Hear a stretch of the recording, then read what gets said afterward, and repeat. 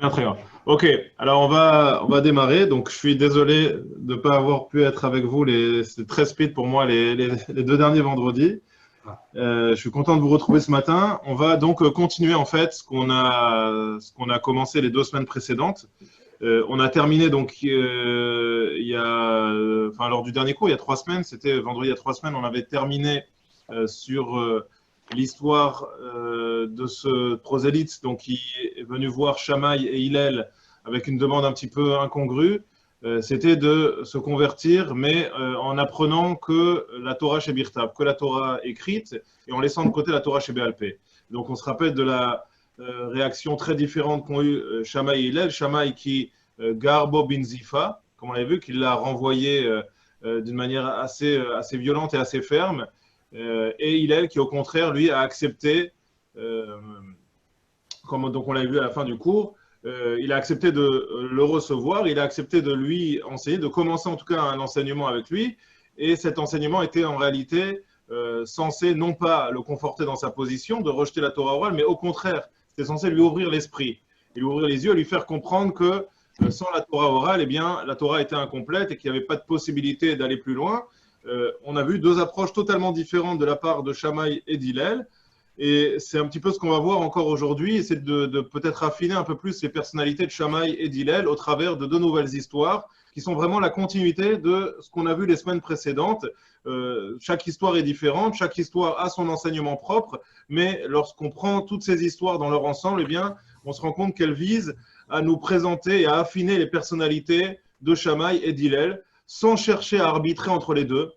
Rappelez-vous, on avait développé cette notion, notamment lors du premier shiur, en disant que bien que la Gemara introduise toutes ces différentes histoires et ce sujet en nous disant Leolam yeh Adam, Anvatan ke Hillel, Valié Kabdan ke Shammai, qu'un homme doit s'efforcer dans la mesure du possible de suivre plutôt l'attitude d'Hillel et d'être modeste et d'une certaine manière souple, plutôt souple et plutôt, on va dire, garder une capacité en tout cas d'adaptation comme celle qu'avait Hillel et pas Kabdan comme Shammai, qu'on pourrait ici traduire comme une certaine forme ici de rigidité ou en tout cas un manque d'adaptation, mais qu'il ne faut pas, surtout pas comprendre d'une manière péjorative parce que, on l'a vu, la première histoire ne mettait en scène qu'Hillel, alors que rapidement, la Gemara va faire entrer Shammai en jeu pour les histoires suivantes, pour bien nous montrer que, bien qu'Hillel, a priori, ait développé une personnalité, en tout cas, qui convienne plus au grand public,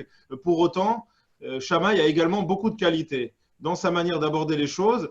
Shammai tempère un petit peu une espèce d'ouverture qui est parfois, en tout cas, qui pourrait en tout cas sembler parfois un peu excessive de la part d'Hillel. Et on a besoin de quelqu'un qui vienne absolument tempérer ce caractère d'Hillel. Et c'est ce qu'on avait développé lors du dernier shiur, au travers de nombreux exemples, notamment dans les différentes grandes personnalités du clan Israël, et notamment les premiers couples. On avait parlé de Adam et Chava, d'Avraham et Sarah, de Yitzhak et Rivka, en montrant comment dans chacun de ces couples, eh bien, l'un venait systématiquement tempérer un petit peu le caractère de l'autre. Et que c'est très très important de pouvoir trouver un équilibre, et que c'est sur cet équilibre justement qu'ont pu se construire les grandes personnalités. Yitzhak n'aurait pas pu devenir celui qu'il est s'il n'avait pas trouvé cet équilibre entre la personnalité de son père et de sa mère, qui lui ont permis, donc, même si lui a développé plus le côté, on va dire, un petit peu rigueur de sa mère, de Sarah, mais pour autant, et pour cause, il n'y a pas d'hasard. On sait que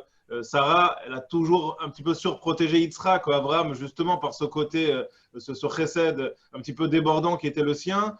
Et malheureusement, cette propension qu'il avait parfois à se faire un petit peu aussi submerger par ses sentiments, eh bien, Abraham n'a pas toujours été capable de faire la part des choses. Et l'amour qu'il portait également d'ailleurs un amour tout à fait légitime qu'il portait à son fils Ishmaël, ne lui a pas permis forcément d'entretenir la même relation avec Yitzhak que celle que Sarah entretenait avec son fils. Donc, on peut en tout cas expliquer, comprendre pourquoi Yitzhak, c'est peut-être un petit peu plus dans sa construction personnelle inspiré de sa maman Sarah. Et pour autant, il a malgré tout trouvé une certaine forme d'équilibre grâce également à la personnalité de son papa. Donc c'est très important d'avoir cet équilibre. Cet équilibre-là, il est important aussi dans un couple comme celui que forment Shammai et Hillel. Parce qu'en réalité, ces deux écoles, Shammai et Hillel, c'est aussi un couple.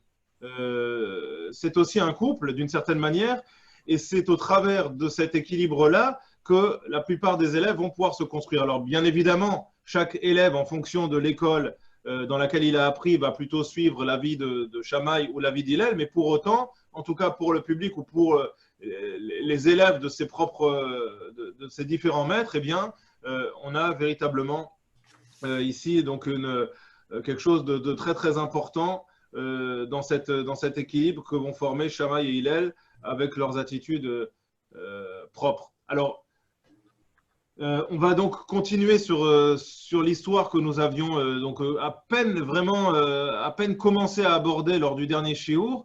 Donc, c'est Shuv, c'est ici, donc dans le deuxième paragraphe. Shuv Maaseh Benochi Echad, c'est cette histoire extrêmement connue, c'est la plus connue d'ailleurs des 4 histoires que nous avons vues. Shuv Maaseh Benochi Echad Sheba Lifnei Shammai. Donc, à nouveau, l'histoire d'un prosélyte qui se présente devant Shammai. Amarlo, et qui lui dit Gaireni Almenach, et Telamdeni Kol HaTorah Kula. J'aimerais, s'il te plaît, que tu acceptes de m'enseigner, de me convertir,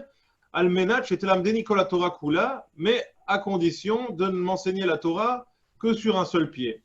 Autrement dit, je n'ai pas beaucoup de temps à perdre, j'aimerais faire les choses vite et bien, et donc je te demande, s'il te plaît, d'accepter de relever ce défi qui est de me convertir le temps que je tiens sur un pied. Alors, vous imaginez que très nombreux sont les méfarchim que c'est de comprendre ce qui se tramait dans la tête de ce prosélyte qui vient avec une demande, on l'a dit, incongrue, mais presque insolente en se présentant chez Shammai, parce que toute personne qui a commencé un petit peu à s'intéresser à la Torah sait pertinemment qu'on ne peut pas s'engager dans un projet aussi bouleversant que celui d'une conversion en l'espace de quelques secondes.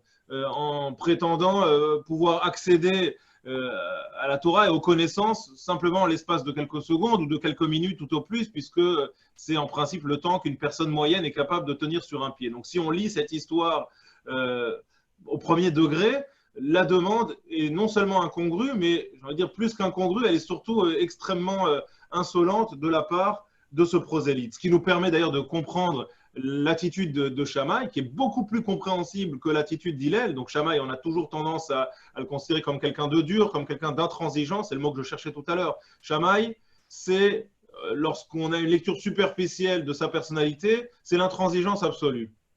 On va voir qu'en réalité, cette intransigeance, et c'est important, je le dis, je le répète, parce que toutes ces histoires nous permettent d'affiner le caractère de Shammai et d'Hillel, et il serait vraiment dommageable que nous ressortions de l'étude de ces différentes agadotes en imaginant ou en pensant que Shammai effectivement représente cet homme rigide, intransigeant, etc. Pas du tout. Shammai est fidèle à un système de pensée qui est le sien. C'est quelqu'un qui travaille sur ses midot. Rappelez-vous ce que nous disent les Pirkei Avot au nom de Shammai. C'est Shammai qui dit Eve mekabel et kol adam besever panim yafot. L'obligation donc que nous avons de recevoir tout homme, tout un chacun, quel qu'il soit, besever panim yafot, toujours avec un visage souriant et accueillant.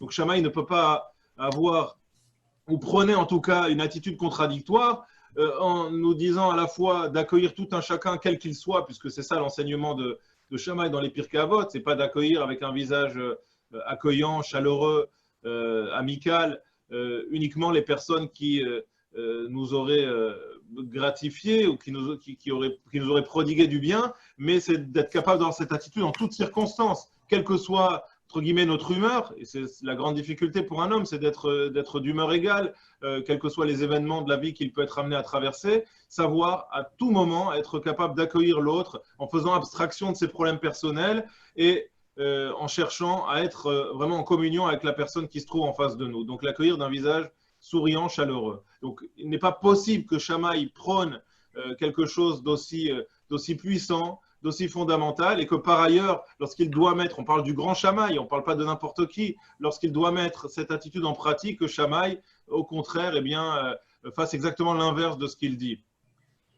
Donc forcément, il faut comprendre les choses autrement. Lorsque Shammai ici a une attitude qui, pour nous paraît intransigeante ou nous paraît dure, ce n'est pas parce que Shammai est en train de renier son propre enseignement, c'est tout simplement parce que Shammai a compris que dans l'attitude que l'on doit avoir dans la vie par rapport à certaines personnes, d'ailleurs rien ne nous dit ici que Shammai n'était pas souriant, simplement il s'est montré ferme par rapport à une demande particulière qui lui est proposée. Et que parfois, il faut être fidèle à ses principes, encore une fois, fidèle à ses principes, ça ne veut pas dire qu'on ne va pas changer d'avis, ça veut dire simplement que lorsque, comme Shammai, on a étudié le problème en long et en large, et qu'on est arrivé à la conclusion que voilà l'attitude qu'on doit avoir dans des situations particulières. Eh bien, Shammai s'en tenait, et on le voit d'ailleurs au travers des différentes histoires. Shammai, c'est quelqu'un justement qui a cette force incroyable, d'ailleurs, mais comme il est, chacun dans son domaine, à rester fidèle à sa ligne de pensée à partir du moment où cette ligne de pensée eh bien, est la conséquence d'une réflexion vraiment profonde et d'un problème qui a été étudié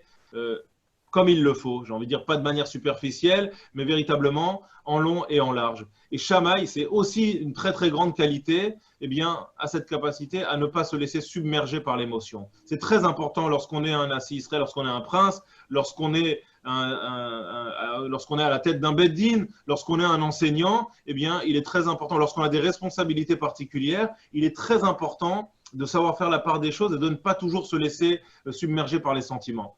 Je vois, Est-ce j'ai que un je peux te médecin en poser face une de moi question? et je crois qu'Alain le sait aussi. Non, c'est vrai mieux que quiconque. La force aussi d'un médecin, moi, ce qui m'a toujours épaté et ce qui m'a particulièrement bouleversé ces dernières semaines, c'est de voir la capacité qu'ont les médecins, notamment ceux qui travaillent en réanimation, à pouvoir faire la part des choses. Ce sont des êtres humains. Je peux vous dire que c'est des gens qui sont animés d'une grande humanité lorsque vous leur parlez en aparté. Mais lorsqu'ils sont plongés dans leur travail, eh bien, ils sont capables de rester très professionnels et de ne pas se laisser toutes les secondes submerger par les sentiments, sans quoi ils ne pourraient pas faire leur travail correctement. Ce n'est pas possible. On ne peut pas agir de manière professionnelle si on est sans arrêt submergé par ces sentiments. Ben, c'est pareil. Lorsqu'on est un dayan ou lorsqu'on est un maître, lorsqu'on est un enseignant, il faut savoir faire la part des choses. Et lorsque se présente devant Shammai quelqu'un qui a une attitude un petit peu provocatrice et qui risque de remettre en question les fondements même de la Torah, les fondements même du clan d'Israël, eh bien, Shammai se dit, eh bien, moi, fidèle à ma ligne de pensée, eh bien, je me dois de faire passer un message qui soit un message fort à cette personne.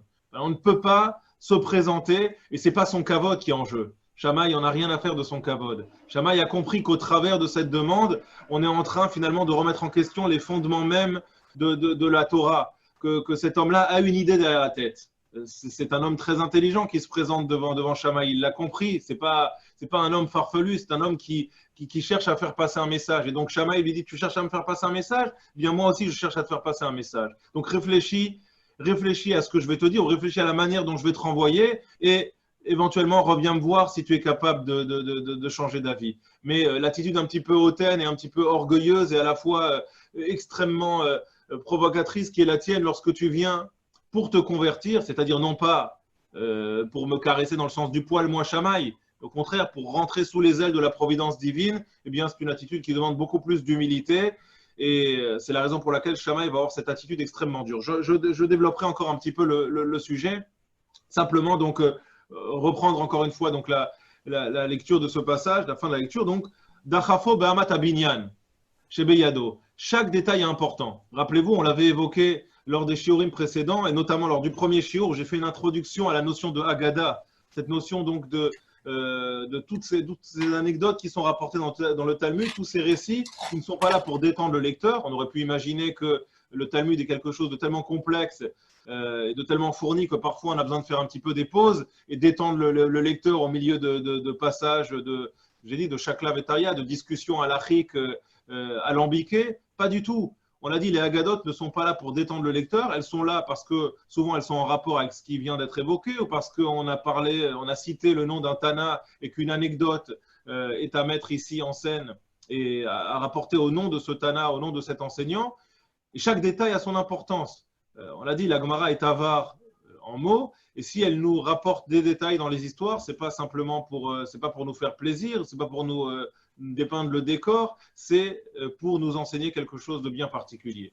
Est-ce que je peux te Non. poser une Oui, question, bien sûr, Aaron? Michel. Oui, oui. Est-ce que Shammai, en agissant comme ça, il n'oublie pas que quelque part c'est Hachem qui amène les gens à réfléchir et à choisir une voie. Donc si cet homme se présente, quelle que soit la manière dont il se présente, il y a quand même à la base quelque chose de... il a changé quelque part cet homme puisqu'il pose une question. Ben, je suis tout à fait d'accord avec toi. Et en réalité, ta manière de voir les choses, c'est la manière que Hillel va avoir de voir les choses. C'est exactement l'attitude d'Hillel. C'est-à-dire que je suis en train d'expliquer en fait que Shammai et Hillel vont s'affronter non pas, encore une fois, sur des questions de cavote personnelle ou sur des enjeux personnels, mais sur des enjeux collectifs.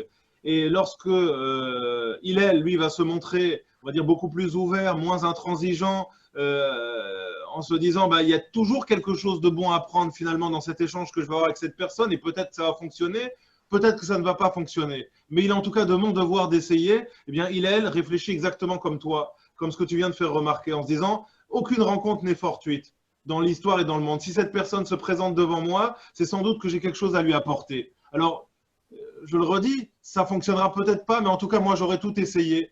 Moi, j'aurais tout essayé et il est de mon devoir, même si à la rigueur, je ne dois rien à cette personne, parce que, je veux dire, c'est une personne qui passe, qui me voit, elle fait même pas, je veux dire, elle ne fait pas encore partie du clan Israël, donc je n'ai pas de responsabilité particulière par rapport à cette personne, comme je l'ai vis-à-vis de mon frère, que je ne peux pas laisser... en tout cas sans le soutenir, ou pour lequel j'ai une obligation de lui faire des remontrances. On a des dizaines de mitzvot qui nous engagent vis-à-vis de notre prochain, et notamment même une obligation morale par rapport à l'attitude qui est la sienne dans la vie. Là, ce n'est pas le cas, mais pourtant Hillel se dit, ça reste un homme malgré tout, et donc même si je vais peut-être l'ifni meshurat adin un petit peu au-delà de ce que la Torah exige de moi, cette rencontre n'est pas fortuite. Donc je vois une personne qui est prête à changer, en tout cas qui a fait une première démarche, même si elle est farfelue, même si elle peut être considérée comme un petit peu provocante, pour autant, il est de mon devoir de donner un élément de réponse à cette personne. Ça, c'est l'attitude d'Hillel. Shammai dit non, et alors, peut-être que je fais ma digression maintenant. En réalité, Shammai et Hillel, c'est vrai, je change un petit peu l'ordre dans lequel je voulais expliquer les choses, mais ce n'est pas grave, Michel, parce que tu m'as amené finalement à développer ce sujet maintenant, ce n'est pas plus mal. Shammai et Hillel, si je veux rentrer un peu plus profondément dans les choses, en réalité s'affrontent sur une problématique que vous connaissez à mon avis toutes et tous, qui est la problématique du sour mera va asetov. Sour mera va asetov, c'est-à-dire éloigne-toi du mal, va asetov et fais le bien, c'est ce que David Amelech a dit dans les Teilim, sour mera va asetov, bakesh shalom verotfeu. D'abord, en principe, c'est en tout cas comme ça que la logique nous le dicte, eh bien, il faut sour mera. Il faut d'abord préparer le terrain, faire en sorte que c'est pareil, quand j'ai envie d'accrocher quelque chose à un mur ou que j'ai envie de reprendre un mur, d'abord je le reprends. Je vais le poncer, je vais enlever toutes les impuretés. Si j'essaie de coller quelque chose sur un mur qui n'a pas été nettoyé, ça ne va pas tenir longtemps. Il faut que les fondations soient solides si je veux pouvoir y construire quelque chose, y bâtir quelque chose. Donc la logique nous dit, d'abord on balaye, d'abord on fait du propre et après on construit. Sour mera va asetov. Le sour mera doit précéder systématiquement le Asetov. Ça, c'est l'attitude de Shammai. Shammai dit c'est parfaitement logique. Moi, je suis prêt à discuter avec tout un chacun. Je suis prêt à jouer mon rôle, au contraire, de maître d'Israël. Je suis prêt à accompagner toute personne qui le souhaitera. J'ai aucun souci avec ça. Shammai n'est pas quelqu'un qui se montre particulièrement occupé et qui n'a pas de temps à consacrer aux autres. Bien au contraire, je l'ai dit, on le voit au travers notamment des enseignements de Pirkei Avot et on le voit à de nombreuses reprises dans la Gemara. Shammai n'est pas celui qu'on croit. Shammai simplement considère qu'il y a un ordre dans lequel on doit faire les choses. Comme à Pessah, nous avons un seder, nous le savons, on est très attaché à l'ordre chez nous, on est très attaché à la manière dont on va agencer les choses et organiser les choses.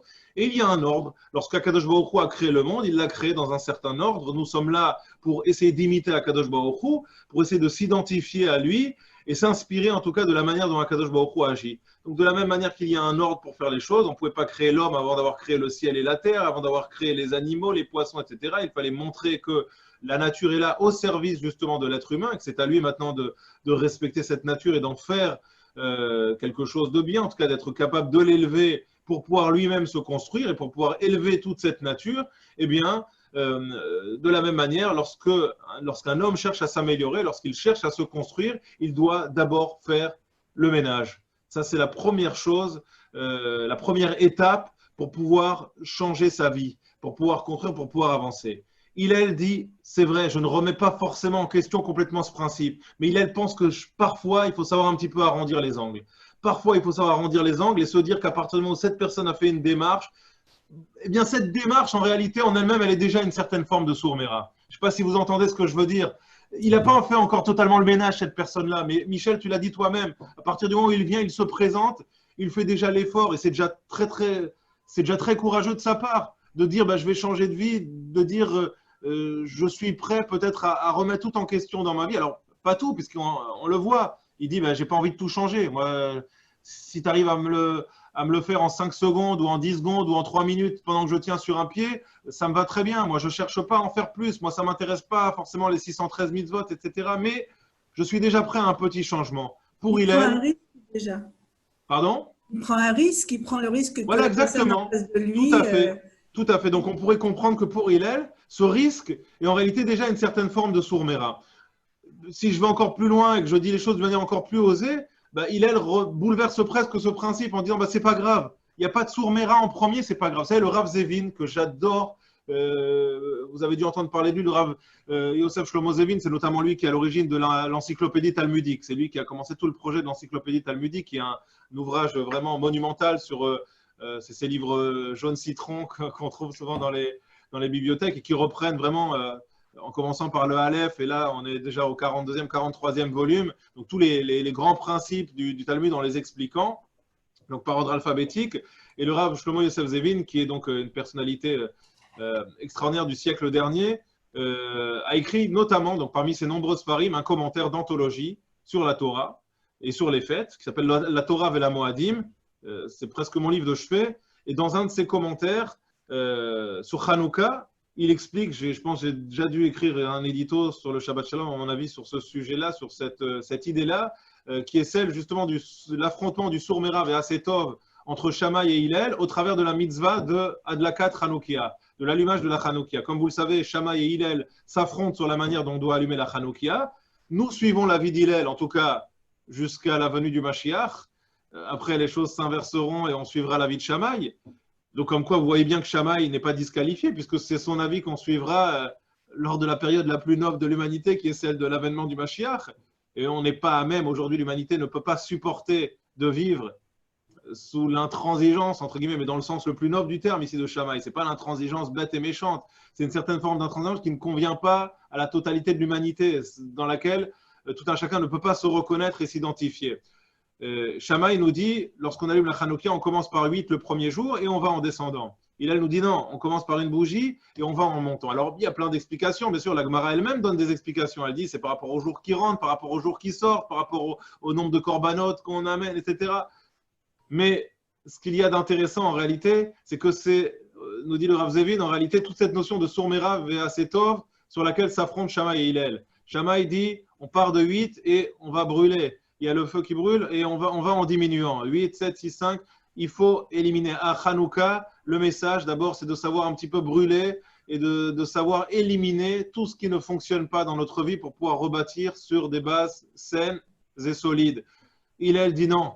À partir du moment où on a allumé déjà une première bougie, cette lumière, eh bien, elle ne va faire que grandir et elle va me permettre au contraire d'éclairer et d'éclairer encore plus. Donc à partir du moment où déjà quelque chose, un changement commence à s'opérer en moi, bah, c'est pas grave. C'est pas grave si on n'a pas été capable de faire tout le ménage avant. Pour Hillel, un peu de lumière repousse beaucoup d'obscurité. À partir du moment où j'ai réussi déjà à allumer cette petite flamme, à créer cette étincelle, eh bien, on va dire que la suite va faire va se dérouler de manière tout à fait naturelle, que cette petite lumière va faire son chemin et qu'elle va en allumer une deuxième, qui en allumera elle-même une troisième et une quatrième. Donc c'est très intéressant de voir qu'au travers de ce que proposent Shammai et Hillel, pas simplement dans notre histoire, mais même sur des questions halachiques et notamment sur cette histoire de Hanouka, eh bien, se retrouve encore une fois l'attitude qui est la leur par rapport à ces problématiques, à savoir comment est-ce qu'un homme doit affronter ce genre de situation et ce genre de problème dans une vie. Est-ce que d'abord on balaye, d'abord on nettoie, ou est-ce qu'on peut se contenter à partir du moment où on a déjà allumé l'étincelle, eh bien d'inverser les étapes ou de se passer totalement de la première étape? C'est peut-être ça ce que dit Hillel, c'est que finalement, lorsqu'un homme est capable d'allumer un petit peu cette étincelle, eh bien cette force-là qui commence à s'opérer en lui va totalement occulter la première étape qui n'est plus nécessaire. Alain, oui. Oui. Hillel, il est très empreint de la psychologie humaine.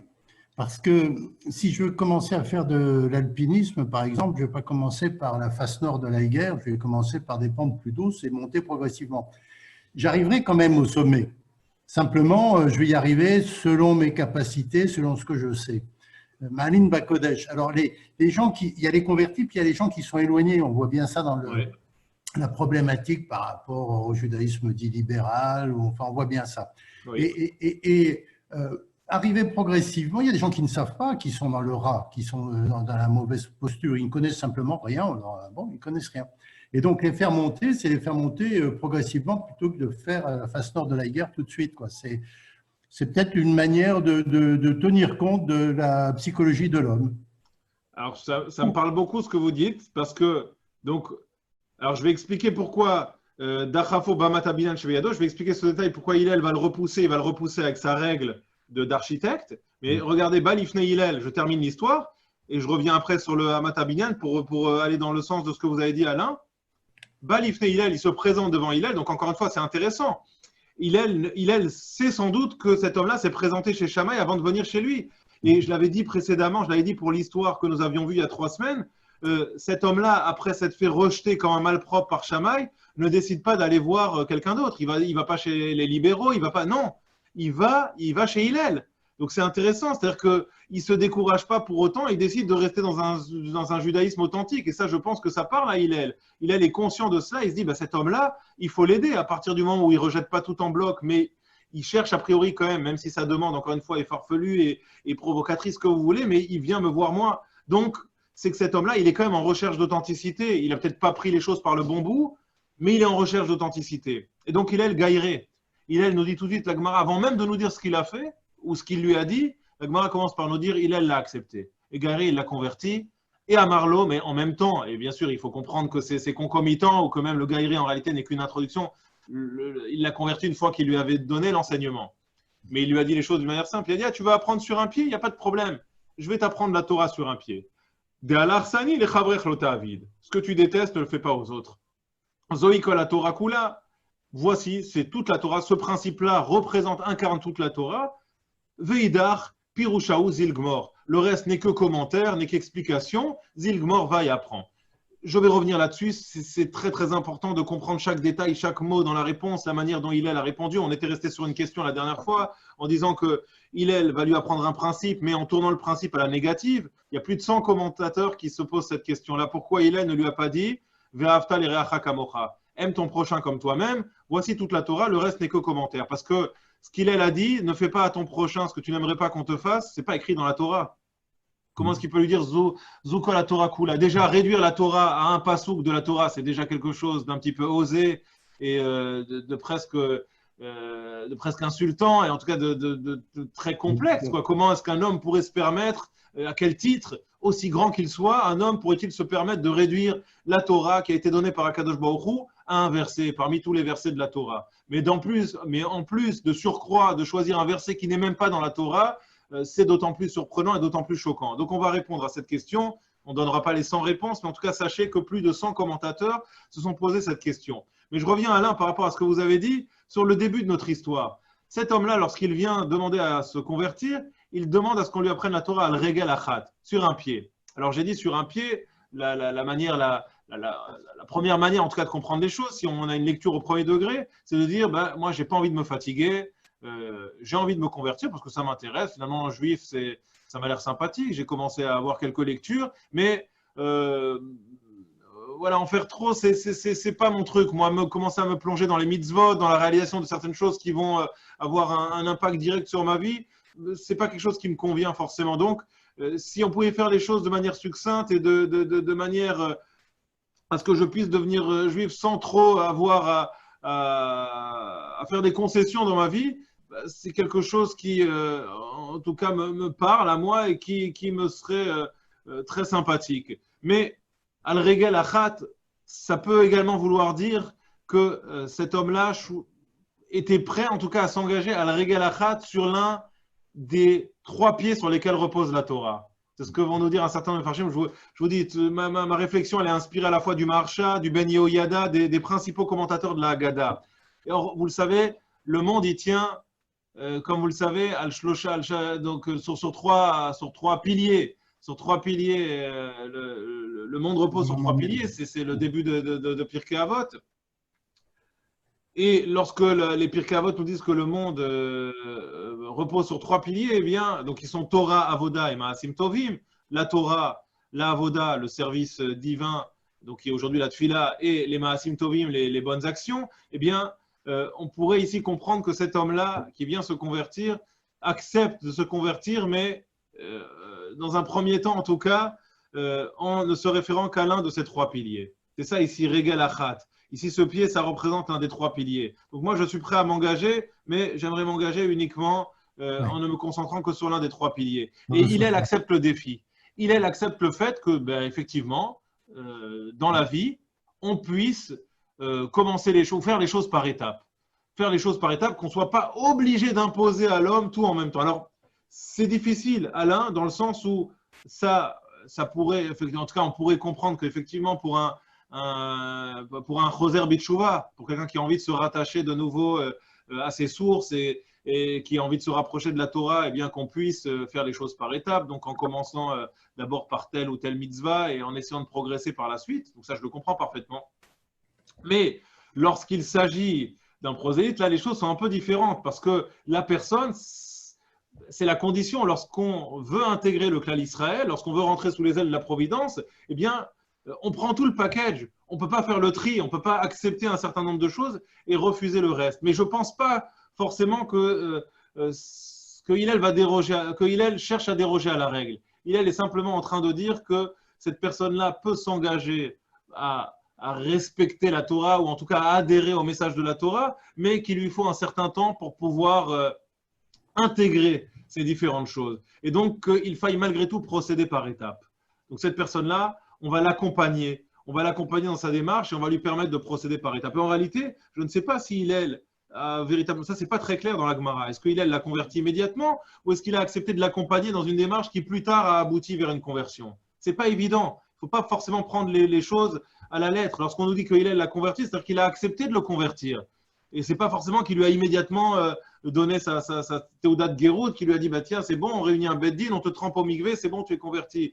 J'accepte de t'accompagner dans ta démarche, même si ta démarche, elle semble un petit peu se heurter à la démarche conventionnelle, classique, c'est pas grave. Je t'accompagne parce que j'entends qu'on puisse faire les choses par étapes et que si tu as d'abord envie de te concentrer là-dessus, eh bien, concentrons-nous là-dessus. Et tu verras que de toi-même, en étudiant et en te concentrant là-dessus, ça te donnera envie d'en faire plus. Et ça te donnera envie d'ouvrir une 2e page, puis une 3e page, puis une 4e page. C'est comme ça que les choses fonctionnent dans la vie. L'appétit vient en mangeant et en te plongeant dans l'étude. Et d'ailleurs, c'est pas pour rien, c'est à dessein que Hillel lui dit Veidar Pirusha Zil Gmor. Lorsqu'il lui dit le reste, ce n'est qu'explication. Zil Gmor, va et apprends. Hillel est en train de lui dire si tu n'étudies pas, si tu n'acceptes pas de te confronter au texte, tu ne pourras pas avancer. Al-Regal Achat, nous disent les Mefarshim, c'est intéressant. Al-Regal Achat, et c'est en réalité tout ce qui dérange ici fondamentalement Shammai et qui va amener Shammai à renvoyer, à chasser cet homme-là, alors que Hillel accepte, même s'il voit qu'il y a quelque chose qui bloque ici, va accepter d'accompagner cet homme, c'est que lorsque cet homme-là nous dit Al-Regal Achat, ça veut dire lorsque je me tiens sur un pied, c'est-à-dire que je ne suis pas prêt à avancer. Et ça, c'est très très gênant. Un homme qui se tient sur un pied, qui n'est pas sur ses 2 pieds, c'est qu'il est il est statique. Il est dans l'incapacité d'avancer. Or, par définition, le juif, c'est celui qui avance en permanence, c'est celui qui est malère. Voilà, comme disait Che Guevara, la révolution, c'est comme une bicyclette, lorsqu'elle n'avance pas, elle tombe. Voilà, donc, il faut être capable d'avancer. Lorsqu'on n'avance pas, on tombe. Et le juif, on le sait, lorsqu'il n'avance pas, il tombe. Le juif, il ne peut pas rester au même endroit, ce n'est pas possible. Lorsqu'on n'est pas en train de progresser, forcément on régresse. Donc cet homme-là, déjà, ne prend pas les choses par le bon bout. Lorsqu'il cherche à intégrer le clan Israël, il cherche à intégrer le clan Israël ici avec encore son regard de non-juif. Mais on ne peut pas lui en vouloir puisqu'il n'a pas encore appris. Il n'a pas encore appris. Et donc lui, il pense qu'il y a cette possibilité finalement de faire une dichotomie entre les choses, éventuellement d'apprendre un petit peu, d'avoir certaines connaissances intellectuelles, mais sans forcément s'impliquer, sans forcément… Shammai va lui dire c'est pas possible. C'est pas possible. Tu dois encore affiner ta démarche avant de te présenter devant moi à nouveau et d'exiger de moi que je t'accompagne. Moi, je suis prêt à t'accompagner éventuellement, mais pour que je t'accompagne, eh bien, il y a un petit peu de ménage à faire dans ta tête et tu dois un petit peu affiner ta demande. Il y a trop de désordre pour l'instant dans ta tête. Et moi, je ne peux pas accompagner quelqu'un qui ne souhaite pas progresser, qui ne souhaite pas avancer. Voilà, ce n'est pas possible d'exiger de demander d'être juif en restant figé sur ses positions et en restant figé sur ce que je serai éventuellement amené à t'apprendre maintenant. Et on le dit, vous savez, je te donne tout de suite la parole, Michel, mais c'est ce qu'on dit à chaque personne. On a fait quelques Géorim ces derniers temps et c'est en tout cas ce qu'on répète systématiquement au moment de la commission, au moment où la personne va s'engager, va faire la Kabbalat Mitzvot. On rappelle à ces personnes-là qu'elles se sont énormément impliquées, elles se sont investies, elles ont appris, elles ont fait certains sacrifices, certaines concessions. Et le risque, finalement, c'est qu'il y ait une décompensation. Et on explique toujours à ces personnes-là que si elles ne sont pas dans une démarche qui va les pousser à progresser sans arrêt, qu'elles pensent qu'elles ont atteint la fin de quelque chose, que finalement, il y a eu une espèce de défi et qu'il y a eu une évolution pendant plusieurs mois et qu'on arrive maintenant à la fin d'un processus, eh bien, elles ont toutes les chances, malheureusement, de ne pas pouvoir tenir sur le long terme. Un guerre doit savoir qu'au moment où il va s'engager, au moment où il va passer dans le mikvé, c'est le début d'un projet. Et c'est le début d'une longue vie qui va lui permettre de s'élever, de progresser chaque jour. Si la personne pense au contraire être arrivée à la fin d'un processus, elle a toutes les chances de se casser la figure. Moi, je vous dis, il y a 9 chances sur 10 que cette personne-là abandonne après quelques semaines. Donc, c'est très, très important toujours d'être dans cet état d'esprit, de savoir qu'on progresse sans arrêt quel qu'on soit. On peut être le plus grand tzaddik, on peut être le plus grand Talmid Chacham, on peut s'appeler Shammai ou Hillel. Si on n'a pas cette vision des choses, si on ne sait pas que chaque jour, eh bien, nous devons être dans l'apprentissage nouveau de ce que nous sommes, eh bien, on a toutes les chances de se casser la figure. Michel, tu voulais dire quelque chose? Je voulais demander simplement si est-ce que ce n'est pas la preuve d'une grande anavate de la part de Hillel que de faire comprendre à cette personne que chaque jour, il faut faire un effort dans un des domaines, qui comprend très bien qu'il ne peut pas tout apprendre en une fois, mais voilà. de toute façon, il faut commencer par quelque chose. Tout à fait. Alors, c'est ce qu'il va dire. Il dit, moi j'accepte que l'on commence par quelque chose. Alors, on va se concentrer là-dessus, mais il lui dit Zilgmor. Il lui dit, tu sais, le reste, Zilgmor. Et on va voir pourquoi est-ce qu'il choisit cet exemple. Je vous le dis tout de suite, d'ailleurs, avant de revenir sur l'attitude de Shammai, sur le Hamat Abinyan, moi, qui est très intéressant, cette règle de menuisier ou cette règle d'architecte avec laquelle il va chasser cet homme. Hillel va lui dire D'Alar Sani, les Chavrech Lotavid. Il va prendre un pasouk. Alors, on va expliquer pourquoi est-ce qu'il a inversé, pourquoi est-ce qu'il l'a pris à la négative, mais en tout cas, le principe sur lequel il se base, qui est le principe de l'amour du prochain et la considération du prochain, c'est un principe, c'est une règle de société qui est élémentaire, qui est admise dans n'importe quelle société. Et donc, Hillel, il est très malin lorsqu'il dit à cet homme tu veux apprendre la Torah sur un pied? Voilà ce que c'est la Torah. La Torah, c'est ne fais pas à l'autre ce que tu n'aimerais pas qu'on te fasse à toi-même. L'autre va lui dire, mais attends, mais tu te moques de moi ou quoi? Mais ça on a aussi chez nous. Et ce qu'il est en train de lui dire, il dit oui, mais sauf que pour nous, ce principe-là est un principe divin. Qu'est-ce que tu voulais que je te dise? Tu voulais que je te parle de Shatnez? Tu voulais que je te parle de Kashrut? Voilà, moi, je suis en train de t'apprendre qu'un principe qui pour toi est un principe tout simplement humain, est un principe de société qui pourrait éventuellement évoluer au gré des sociétés, qu'on pourrait adapter, comme un certain nombre de lois qu'on fait évoluer en fonction des sociétés. Ce qui était interdit il y a encore 10 ans ou 15 ans, considéré comme une hérésie, est aujourd'hui, au contraire, accepté par la société. Et ce qu'on condamne aujourd'hui, au contraire, était parfaitement accepté il y a 15 ans ou 20 ans. Donc, vous voyez comment, lorsqu'on laisse à l'homme la possibilité de choisir ce qui est permis ou ce qui est interdit, ce qui est bien, ce qui n'est pas bien, ce qui est moral, ce qui n'est pas moral, eh bien, on peut avoir un changement permanent et se retrouver en l'espace de quelques années avec donc un regard complètement différent sur ces différents problèmes. Hillel fait comprendre à cet homme-là qu'un principe aussi fondamental que celui-ci, eh bien, est un principe en réalité qui est un principe divin. Et c'est un principe qu'il faut également considérer comme tel. Et ce regard-là, finalement, sur les choses, va amener cet homme-là à ouvrir peut-être un petit peu plus son esprit et à comprendre, finalement, quel est le regard que la Torah porte sur les choses, porte sur les relations entre les hommes, porte sur la relation que l'homme doit entretenir avec Dieu. Et lorsqu'il lui dit Idar Pirusha Zilgmor, il l'incite véritablement, il aiguise un petit peu sa curiosité et il l'incite justement à se plonger dans l'étude. Parce que cet homme-là, c'est sans doute ce manque de considération qu'il a pour l'étude, ou en tout cas la mauvaise approche qu'il a par rapport à l'étude des textes, qui ne lui permet pas d'avancer. Mais à partir du moment où il va se plonger dans l'étude, où il va faire ce premier pas et cette démarche de pouvoir ouvrir un livre, une Mishnah, une Gemara, peu importe, un livre de halakha, et commencer à se plonger dans l'étude, eh bien, cet homme-là va être capable de poser peut-être ce deuxième pied à terre et de comprendre qu'il faut avancer, que la Torah, ça ne s'apprend pas justement en une seconde. Ce n'est pas possible de l'intégrer en une seconde ou en 2 secondes ou même en 10 minutes, qu'il y a un travail à faire derrière. Mais Hillel, en tout cas, effectivement, ne se laisse pas déstabiliser par la demande de cet homme. À partir du moment où il a fait cette démarche, même si cette démarche est un peu maladroite de la part de cet homme, eh bien, Hillel accepte de l'accompagner et de lui donner certaines clés de lecture par rapport à la démarche qui est la sienne. Shammai n'a pas cette attitude, je vous dis, il va chasser cet homme, Be'amat Abinyan chez Beyado. Alors nous, on a le lecteur de la Gemara qui va avoir une lecture au premier degré, va dire, mais il est d'une violence incroyable. Non seulement Shammai est intransigeant, mais comme si cela ne suffisait pas, il est même violent maintenant. Il le chasse à coups de bâton. Comment est-ce qu'un maître de la dimension de Shammai peut avoir une attitude aussi sévère et presque répréhensible, d'une manière presque, là c'est presque du pénal, c'est-à-dire chasser cet homme-là à coups de bâton, c'est très limite.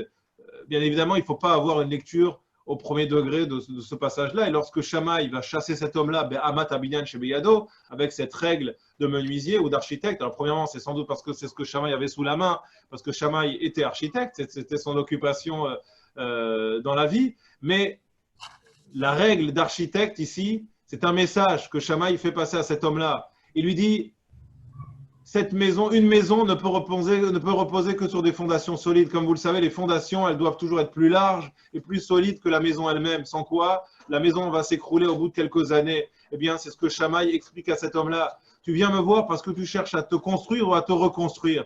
Moi, je suis un adepte des choses bien faites. Je suis un homme qui ne parie pas sur le court terme. Moi, je veux parier sur le long terme. C'est ma responsabilité, c'est mon devoir. Vous savez, c'est comme les artisans, il y en a toujours qui aiment faire les choses bien. Alors, ils vont dire, écoutez, moi, je vais vous demander peut-être un petit peu plus cher que mon collègue, mais c'est parce que j'aime les choses bien faites, j'utilise du bon matériel, j'ai un savoir-faire que l'autre n'a peut-être pas, et donc vous payez tout simplement le prix de la qualité et l'assurance tranquillité sur les années à venir. Les fondations doivent être solides et c'est ce que Shammai va expliquer à cet homme-là lorsqu'il lui montre cette règle. Et puis une règle, c'est ce qui permet de tracer des choses droites. Un artisan, il ne peut pas travailler sans niveau, ça n'existe pas. Un artisan qui vient chez vous sans niveau, qu'il soit plombier, qu'il soit électricien ou qu'il soit plâtrier, il faut le renvoyer, c'est pas possible. On ne peut pas travailler sans niveau parce que sinon les choses ne seront pas droites, elles seront bancales. Et nécessairement, lorsqu'une construction est bancale, elle est fragilisée. Elle ne s'écroulera peut-être pas tout de suite, ça mettra peut-être des années, c'est peut-être pas cet homme-là qui s'écroulera, ça sera peut-être ses enfants ou ses petits-enfants. Mais ce binyan-là, cette construction-là, finira un jour ou l'autre nécessairement par s'écrouler. Et donc Shammai lui dit, lorsque tu auras réagréé ton sol, là tu pourras venir me voir. Mais pour l'instant, il manque ce travail justement de réagréage. Et donc, moi, tant que les choses ne sont pas droites, ne sont pas plates, ou que tu n'es pas prêt en tout cas un petit peu Alors justement, il ne s'agit pas d'arrondir l'angle, c'est intéressant. Il travaille comme tout bon artisan, au contraire, il travaille avec une équerre, il regarde qu'il y a un angle droit de 90 degrés. Voilà, on ne peut pas trop arrondir les angles, sinon les choses ne rentrent pas. Donc c'est vrai, c'est une attitude un petit peu sévère, un petit peu rigide, moi je dirais plutôt rigoureuse que rigide, mais Shammai lui dit, voilà, si tu veux que les constructions soient solides, on ne peut pas tenir sur un pied. Sur un pied, on manque de stabilité. C'est ce que Shammai explique à cet homme-là. Ah, tu veux étudier la Torah sur un pied, mais sur un pied, on manque de stabilité. Il suffit à peine que je te bouscule un tout petit peu, un petit coup de vent, et puis immédiatement, tu vas être balayé et tu vas partir de côté, à droite et à gauche. Une autre manière, pardon, je vous donne la parole Alain, une autre manière de voir les choses, j'avais donc expliqué que cet homme-là, en se tenant sur un pied, n'accepte pas d'évoluer. Il est figé tel un arbre qui serait planté et figé à un endroit sans possibilité. Par définition, un arbre qui est bien planté, il ne va pas tomber, on peut lui souffler dessus, on peut faire ce qu'on veut, on n'arrivera pas à le faire évoluer. C'est un petit peu gênant parce que finalement cet arbre-là, il va continuer à se développer, il va pousser vers le haut, mais il est bien planté dans le sol, donc il ne peut pas se mouvoir. Et ça, c'est le problème peut-être de cet homme-là qui... Alors ça, c'est encore une autre lecture que je vous propose, et c'est peut-être pour ça que Hillel va lui dire, tu veux savoir quelle est la règle d'or de la Torah. Au contraire, c'est de prendre en considération les autres. Parce que toi, finalement, tu me demandes quelques éléments, tu veux que je te conseille des lectures. C'est un petit peu ça que tu me demandes finalement. Tu me dis, bah, donne-moi quelques livres, je vais me débrouiller tout seul. Moi, je vais pousser tout seul et je vais regarder vers le haut et puis je serai capable de grandir. Tu sais, je vais apprendre, je suis un homme, j'ai la tête bien faite. Et donc, si tu m'as donné quelques grilles de lecture et que si tu m'as donné quelques conseils également, je vais acheter moi tous les bouquins, je vais m'asseoir dans mon salon tranquillement ou dans mon canapé et puis je vais consacrer tout mon temps libre à ces lectures et puis forcément, en intégrant ces lectures, je vais progresser. Shammai lui dit ça, c'est pas possible. On n'apprend pas tout seul. Si tu veux apprendre, il faut un maître, il faut une chavruta, il faut être capable de confronter son point de vue. Il faut être capable de prendre en considération les autres. Ça n'existe pas. Un juif ne peut pas se mettre en dehors de la société. Et d'ailleurs, c'est ce qu'Hillel va lui répondre. Hillel va lui répondre, ah, toi tu as un problème parce que au fond, tu te dis, mais un homme ne peut pas réaliser toutes les mitzvot. Cet homme-là, je vous l'ai dit, il est très intelligent. Il vient avec déjà une problématique. Il dit, mais moi, j'aimerais connaître cette shlemout, j'aimerais connaître cette forme de complétude, mais j'ai un problème. C'est qu'en ayant eu quelques lectures déjà sur la Torah, je me rends compte qu'un homme ne peut pas, par définition, accomplir toute la Torah, parce que tout le monde n'est pas Cohen, parce que tout le monde n'habite pas en Eretz Israël, parce que tout le monde ne va pas forcément avoir un premier-né, parce que tout le monde va… Bref, il y a tout le monde, bien heureusement, ne va pas divorcer, etc. Donc, il y a tout un certain nombre de mitzvot qu'on ne va pas être amené à accomplir dans la vie. Donc, comment est-ce qu'on pourrait accomplir toutes les mitzvot? Tout simplement en faisant partie du clan Israël. Parce que lorsqu'on fait partie du clan Israël comme un seul homme, eh bien à ce moment-là, eh bien les mitzvot des uns viennent compléter les mitzvot des autres. Et on ne forme plus qu'une seule entité et qu'au travers de cette entité, eh bien, on va retrouver justement cette shlemout que tu cherches à accomplir. Donc c'est ce que Hillel va lui expliquer. Hillel va lui dire, toi, finalement, en restant planté sur un pied, tu pensais que tu pouvais évoluer par toi-même sans jamais avoir de rapport avec les autres ou sans avoir besoin de cette confrontation avec les autres. Mais tu vas voir qu'un jour ou l'autre, eh bien, cette confrontation, elle sera nécessaire à la fois pour toi, pour te permettre d'évoluer, pour te permettre de grandir, mais également par rapport à cette problématique que tu poses concernant l'accomplissement de toutes ces mitzvot. Et donc, vous voyez que aussi bien la réponse de Shammai que la réponse d'Hillel, eh bien, ce sont des réponses qui sont parfaitement en adéquation avec la question qui a été posée par cet homme. Parfaitement en adéquation. Shammai l'a compris, lui dit, moi, j'ai compris, je suis prêt éventuellement à te recevoir. Il ne le dit pas, mais on le devine. Reviens me voir dans quelques semaines, dans quelques années, mais il faut d'abord que tu changes dans ta tête. Tu ne peux pas venir me voir en me demandant de t'apprendre la Torah sur des fondations qui sont fragiles. Consolide d'abord les fondations. Lorsque les fondations seront consolidées, moi, je viendrai poser les premières briques avec toi, il n'y a pas de souci. Il a dit non, on va consolider les fondations ensemble. J'ai compris, tu as un problème, tu penses pouvoir apprendre la Torah sur un pied. Viens, je te prends par la main et nous allons apprendre à consolider ces fondations ensemble. Apprendre à consolider ces fondations, c'est déjà apprendre que tu n'es pas tout seul. C'est apprendre qu'il y a quelqu'un qui se trouve en face de toi et que cette personne-là, elle t'est tout à fait nécessaire pour pouvoir évoluer. Si tu ne prends pas en considération la personne qui se trouve en face de toi, si tu l'occultes, et ça répond aussi à la problématique donc de cette notion de tu aimeras ton prochain comme toi-même en tant que loi divine et non pas en tant que loi de société. Parce que si vous la mettez en tant que loi de société, ben, ça va concerner les faibles, mais le fort, celui qui n'a besoin de personne, ben, il est au-dessus de tout ça finalement.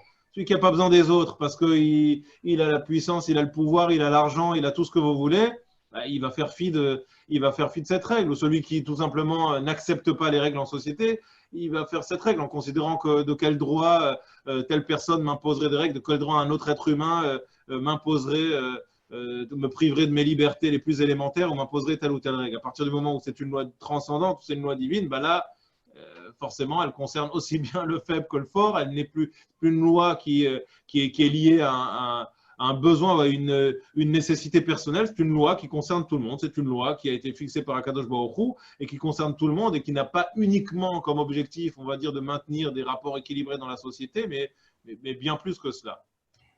Alain, oui, vous voulez dire quelque chose? Oui. À propos de l'objection, la réaction de Shammai qui sort sa règle d'architecte, sa règle, c'est le règlement, c'est le rappel à l'ordre. Et en même temps, la règle, c'est une unité de mesure de distance.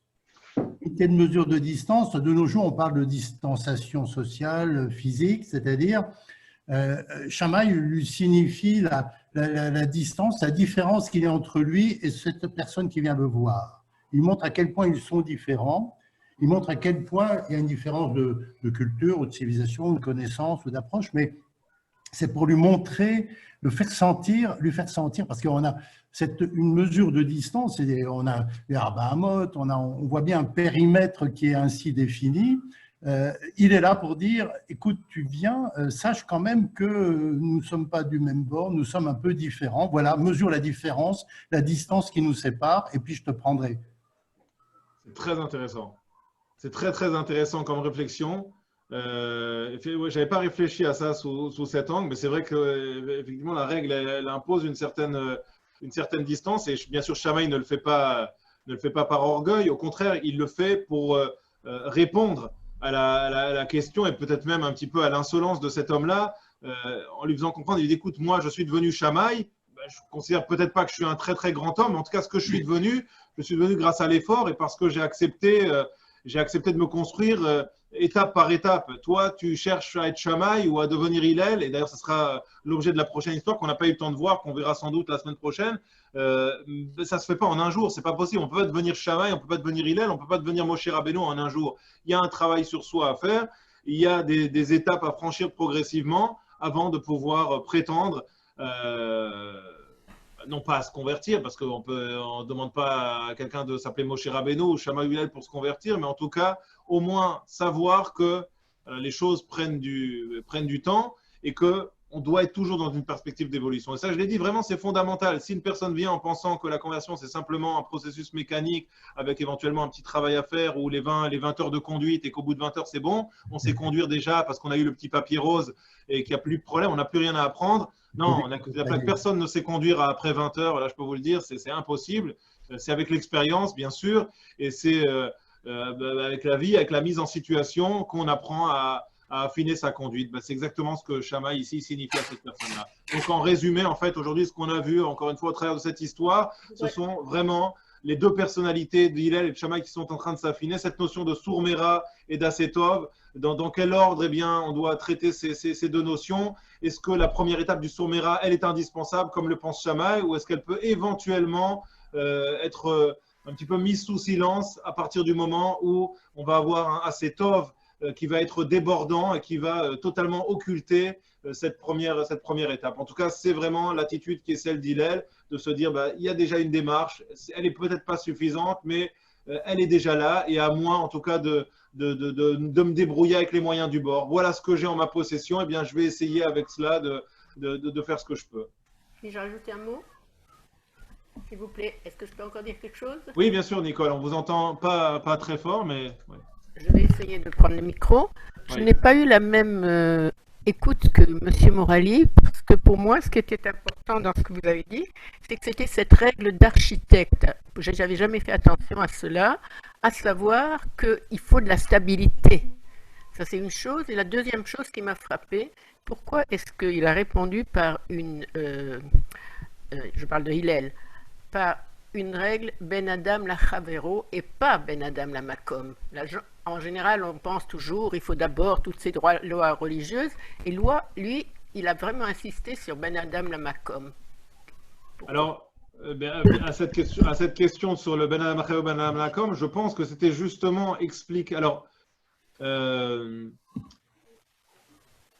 Hillel, on l'a dit, a ce regard, on l'a dit, très particulier ici sur la démarche de conversion, sur l'accompagnement de cette personne-là, en se disant, non seulement on procède par étape par étape, mais on ne peut pas en demander trop finalement à une personne. Une personne qui vient de loin, l'accompagnement consiste aussi à essayer de se mettre à la place de cette personne, à essayer de se mettre à son niveau, non pas, encore une fois, se laisser entraîner par le bas, par cette personne, mais comme l'a fait d'ailleurs, c'est une image que j'aime beaucoup, qui est rapportée par le Shem Mishmuel, lorsque Moshe va rencontrer son beau-père, il se baisse et il l'embrasse. Et lorsqu'il se baisse pour l'embrasser, c'est-à-dire, je me baisse, mais pour t'élever avec moi. C'est-à-dire que je ne mets pas justement de distance entre toi et moi, mais je suis capable, au moment où Yitro va décider d'épouser la foi de son gendre et la foi du clan d'Israël, eh bien, de se baisser pour essayer de comprendre un petit peu ce que ressentait Yitro à ce moment-là, pour essayer de l'élever avec lui. Alors, Hillel se met au niveau de cette personne. Lui imposer immédiatement quelque chose qui ne qui lui serait très très difficile à la fois à intégrer, peut-être d'un point de vue intellectuel